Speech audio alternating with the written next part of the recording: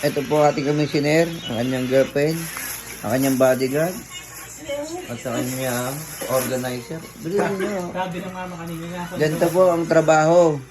Sabi ng mama hindi sa aking asosyo. Mga pagkagaling trabaho, yan, diretso po dito. Hindi nga ng bahay. Nagluto po ng papayang Tuyo. may tuyo. Tinanong pa sa kanyang nanay, tumawag pa yan sa Pinas. Ito late ang po.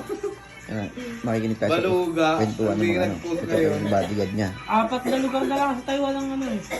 May pasok eh. Ano? Ano, Changwa. Yung problema nila ngayon kung alin ang walang pasok. Ang mahalaga daw sa kanila ay wala silang pasok. Sana all walang pasok. Di kayo new typhoid din kami. Ito po, ang kanyang daldalitang girlfriend. Di ba new typhoid din kami Late ang ano nito. Ba't kami may pasok? Ha? Walang, kanyang walang bodyguard. hustisya yan. Oh, Sabi ng isa, no work, no pay.